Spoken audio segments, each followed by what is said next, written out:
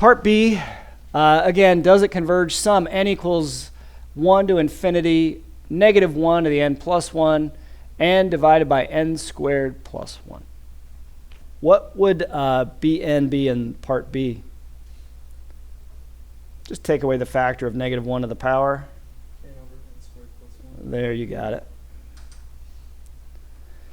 And clearly that's greater than 0 for n greater than or equal to 1, isn't it? Yeah, so again, you're checking a box when you do that. It's greater than 0 for n greater than or equal to 1. But if Bn weren't greater than 0, then that would be a problem.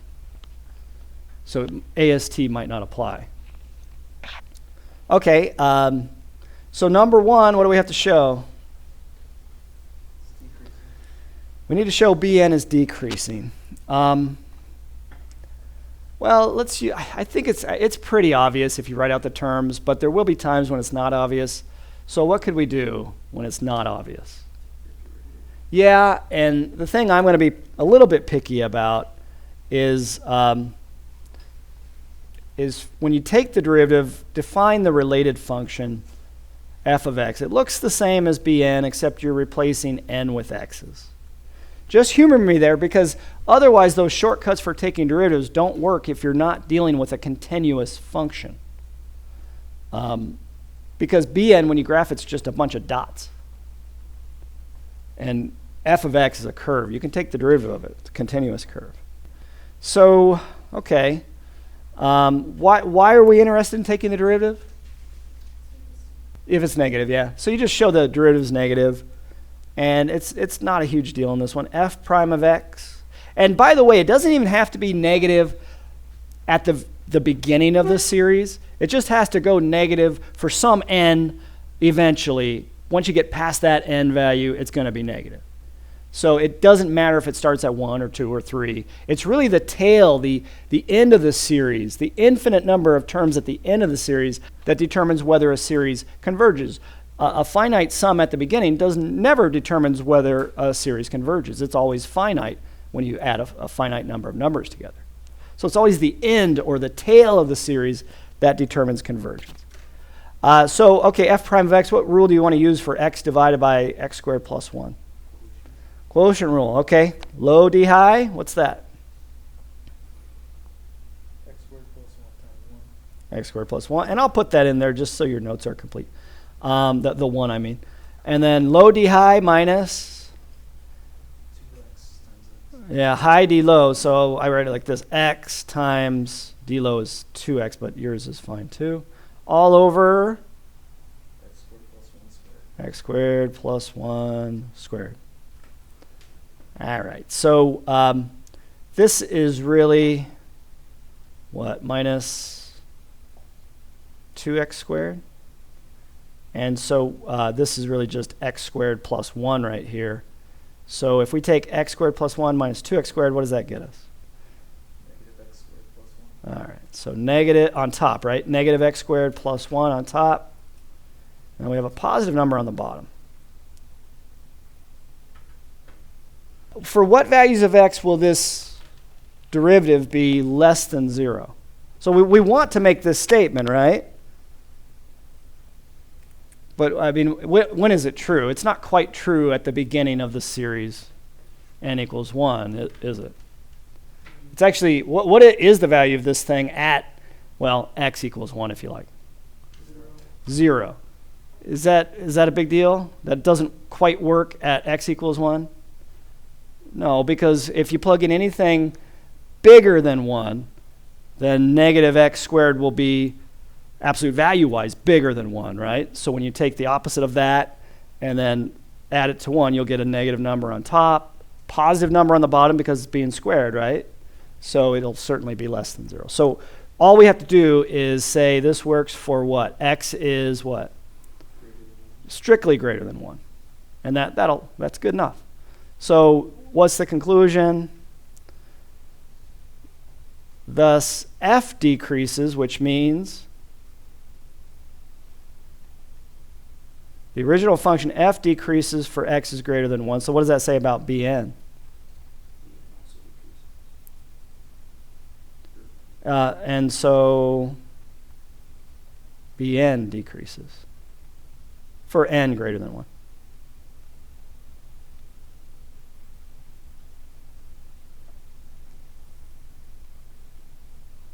Okay, so we checked the box on that one.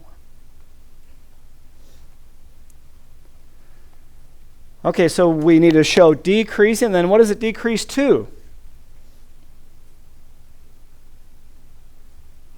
In order for it to converge the series, Bn has to decrease to 0. In other words, the limit of just the sequence, not the series. Don't put the sum notation in there. The sequence Bn converges to 0. Is that easy enough to show? So we need this. We need that the limit as n goes to infinity of n over n squared plus 1 equals 0. I don't think we can make that statement without some sort of explanation. It's not quite as obvious as it was for like 1 over n or 1 over ln of n because the numerator is not constant. That's the issue here. So what could you do? Yeah, since the limit as x goes to infinity of x over x squared plus 1. Okay, if we want to use L'Hopital's rule, you better put the form. What's the form of x over x squared plus 1 as x goes to infinity? Is it 0 over 0, infinity over infinity? What do you get? Yeah, so just write that off to the side, and then you can work downwards. So you made note of that, so L'Hopital's rule applies, and then you could say this limit, okay, by L'Hopital's rule, put a little h above the equal signs. This limit equals the limit of what? Yeah, derivative of the top is 1, derivative of the bottom is 2x. Now it's obvious, well, it was pretty obvious before, but now it's really obvious that that will go to 0. And there's your explanation. And we already made the conclusion that the limit of the Bn equals 0. That's the explanation. So that's part 2. So then what's your conclusion?